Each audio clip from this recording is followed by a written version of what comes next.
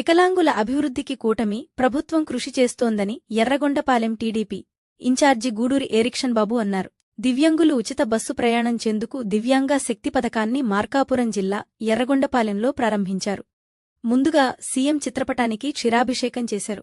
అనంతరం ప్రత్యేకంగా ఏర్పాటు చేసిన బస్సులో త్రిపురాంతకంలోని బాల త్రిపుర సుందరిదేవి ఆలయానికి చేరుకుని ప్రత్యేక పూజలు నిర్వహించారు. ముఖ్యమంత్రి చంద్రబాబు ఎన్నికల సమయంలో ఇచ్చిన హామీల మేరకు దివ్యాంగులకు ఉచిత బస్సు ప్రయాణం కల్పిస్తున్నామని ఏరిక్షన్ బాబు అన్నారు. విభిన్న ప్రతిభావంతుల అభ్యున్నతి కోసం 3,000 నుంచి 6,000 వరకు పెంచినట్లు గుర్తు చేశారు.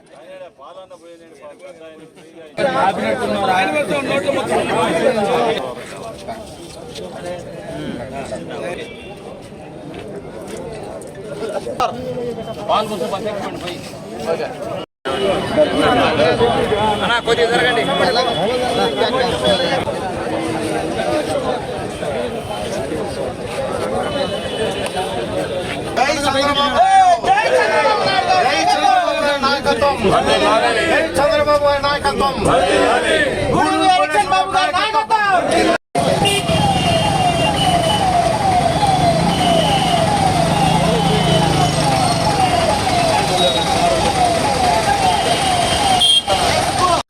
బస్సులలో ప్రయాణం చేసే అవకాశం ఉంది.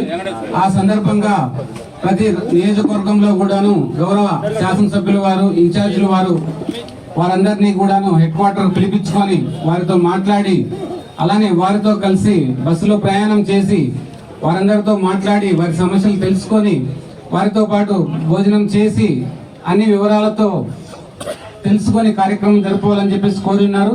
అందులో భాగంగానే మన గౌరవ టీడీపీ ఇన్ఛార్జ్ గారు ఎర్రగొండపాలెం శ్రీయుత గూడూరి ఏరిక్షన్ బాబు సార్ గారు ఎర్రగొండపాలెం నుంచి త్రిపురాంతకం టెంపుల్ వరకు ఆ దివ్యాంగ సోదరులందరూ తీసుకుని వెళ్లి అక్కడ వారికి దర్శనం చేపించి అక్కడికే భోజనం చేపించి ఇక్కడ తీసుకొచ్చి వారిని డిస్కస్ చేసే కార్యక్రమాన్ని ఈ రోజు ఇక్కడ ఏర్పాటు చేసుకున్నారు.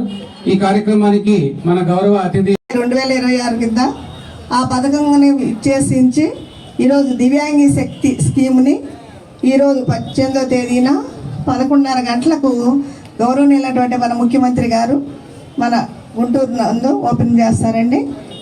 Ultra Palle Velugu, express, city ordinary, metro express సర్వీసులందు ఈ ఉచిత ప్రయాణం అనేది చేసే విధంగా కూడా కల్పించబడ్డది. 100% ఐక్యూ 69% ఉంటే ఈ ఎస్కార్ట్కి కూడా 50% రాయితీతోటి ఈ పథకం వర్తించును. 40% ఉన్నాయల్లా ఈ వీళ్ళకి ఎస్కార్ట్కి అనుమతి లేదు, పార్టీకి మాత్రం ఉచిత ప్రయాణం ఉండిద్ది. దీనికి సదన సర్టిఫికేట్ పిహెచ్ఈ పాస్ ఉన్నాయడలా దానికి సదన సర్టిఫికేట్ కానీ ఆధార్ కార్డు కానీ ఎటువంటి ఐడి ప్రూఫ్ లేకుండా బస్సులు ఎందు ఉచిత ప్రయాణం అనేది వర్తిస్తుందండి.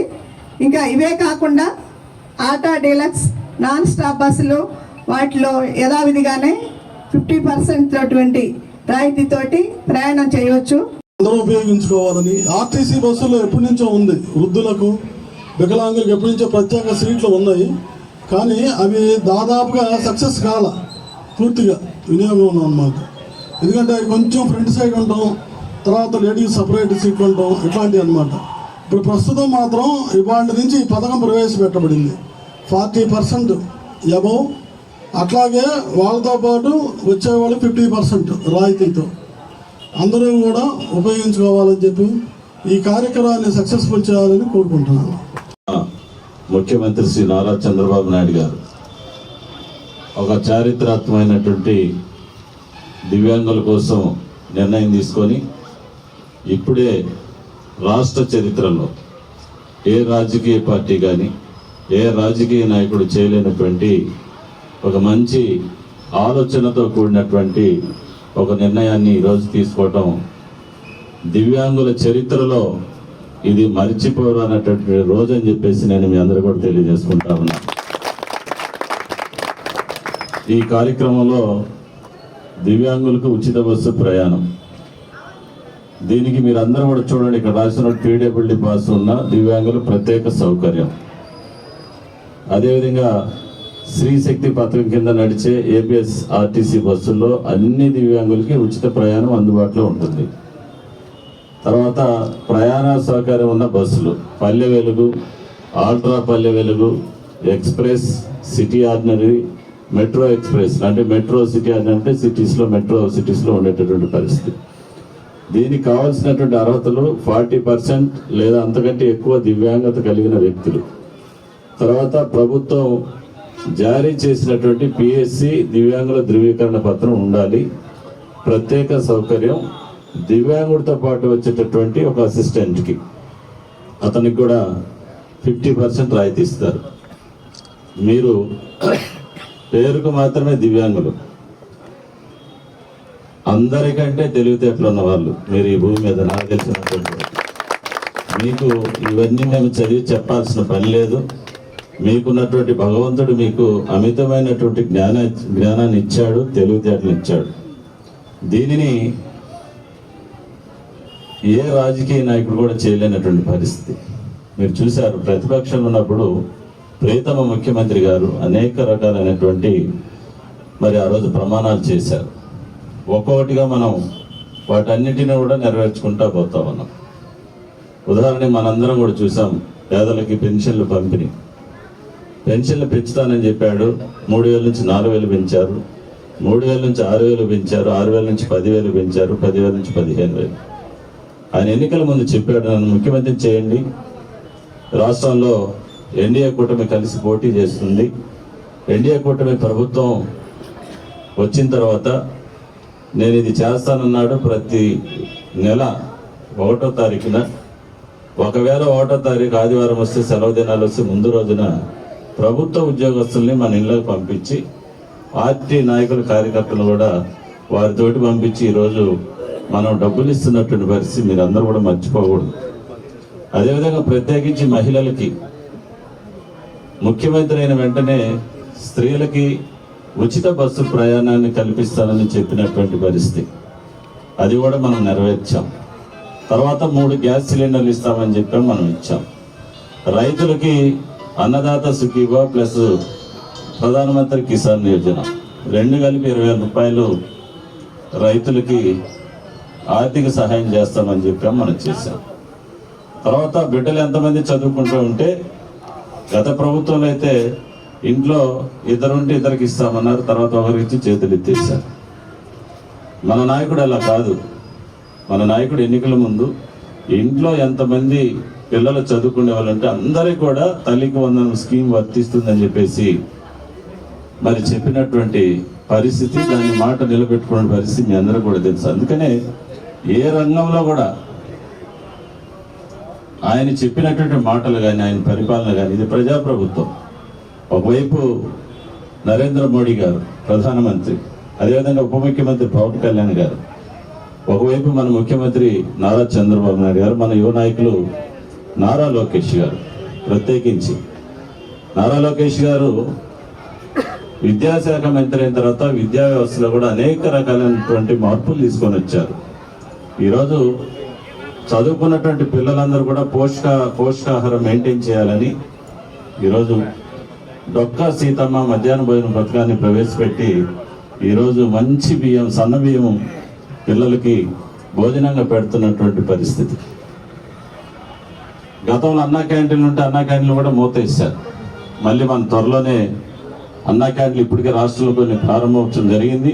త్వరలో కూడా మన ఎర్రగొండపల్లిని కూడా అన్నా క్యాంటీన్ మన ఎదురునే కట్టించాం, అది కూడా ప్రారంభం కాబోతుందని చెప్పేసి మీ అందరూ కూడా నేను తెలియజేసుకుంటాం. అదేవిధంగా స్కూల్స్లలో, హాస్టల్స్లో పిల్లలు చదువుకునే వారికి అందరూ కూడా వసతి గృహ సౌకర్యాలు, మెరుగైనటువంటి చికిత్సలు, మెరుగైనటువంటి మౌలిక సదుపాయాల కల్పన ఈరోజు మనం విద్యార్థులకు ఇస్తున్నటువంటి పరిస్థితి. కాబట్టి చంద్రబాబు నాయుడు గారు చెప్పిన మాట ప్రకారం ఈరోజు ఆర్థికపరమైన భారమైనప్పటికీ ఈరోజు మన ఆర్డీఓ గారు, గౌరవ ఆర్డీఓ గారు ఉన్నారు, ఆయన కొన్ని సంవత్సరాలుగా సర్వీస్ చేశారు. ఇలాంటి ప్రోగ్రామ్స్ ఒక తెలుగుదేశం పార్టీ అధికారంలో ఉన్నప్పుడు మాత్రమే వస్తూ ఉంటాయి. ప్రజలకు, పేద బడుగు బలైన వారికి సంబంధించినటువంటి సంక్షేమ పథకాలు. మరి మన అసిస్టెంట్ డిఎం గారు ఉన్నారు, ఆమె చరిత్రలో కూడా ఉచితంగా ఎక్కడ కూడా బస్సు ప్రయాణాలు, టికెట్ లేనట్టు ప్రయాణాలు చేసినటువంటి చరిత్ర లేదు ఆర్టీసీ బస్సుల్లో. మనం ప్రవేశపెట్టాం. కాబట్టి ఇలాగ అన్ని కార్యక్రమాలు ఒకవైపు ఎండిఓ గారు ప్రభుత్వ సంక్షేమ కార్యక్రమాల ముందు తీసుకునే పరిస్థితి, ఎవరికి కూడా తీరిక లేదు. ఇటు ప్రభుత్వ అధికారులు కానీ రాజకీయ నాయకులకు కానీ ప్రజాప్రభుత్వం వచ్చిన తర్వాత ప్రజల యొక్క సంక్షేమం వర్గాల వారీగా వారిని గుర్తించడం, ఈరోజు వికలాంగులకి గుర్తించడం అనేది మామూలు విషయం కాదు. ఇంతకుముందు 3,000 వస్తున్నాయి పెన్షన్, ఇప్పుడు మీకు 6,000 ఇస్తున్నాం, అంటే డబుల్ రెట్టింపు పెరిగింది ఈ ప్రభుత్వంలో. ఇవన్నీ కూడా మీరు గుర్తుపెట్టుకోవాలా, చంద్రబాబు నాయుడు గారిని ఆశీర్వదించాలా. ఈ ప్రజాప్రభుత్వం, కూటమి ప్రభుత్వం ఇంకా 10-15 సంవత్సరాలు ఉంటే ఈ రాష్ట్రంలో ఉన్నటువంటి పేద బడుగు బలహీన వర్గాలు మరియు అన్ని రంగాల వారు అభివృద్ధి జరిగేదానికి అవకాశం ఉంటుందని చెప్పి తెలియజేసుకుంటూ, ఈరోజు దేశ చరిత్రలో, రాష్ట్ర చరిత్రలో ఇది ఒక మంచి శుభదినం. ప్రత్యేకించి దివ్యాంగులకి ఈ రాష్ట్ర ప్రభుత్వం, ప్రియతమ ముఖ్యమంత్రి శ్రీ నారా చంద్రబాబు నాయుడు గారు, ఎన్డీఏ కూటమి నాయకులు ఇస్తున్నటువంటి అపారమైనటువంటి గౌరవం అని చెప్పేసి నేను తెలియజేసుకుంటూ, ఈ యొక్క అవకాశం ఇచ్చినటువంటి ఆర్డీఓ గారికి, ఆర్టీసీ వారికి నా హృదయపూర్వక నమస్కారం తెలుసు. సెలవు.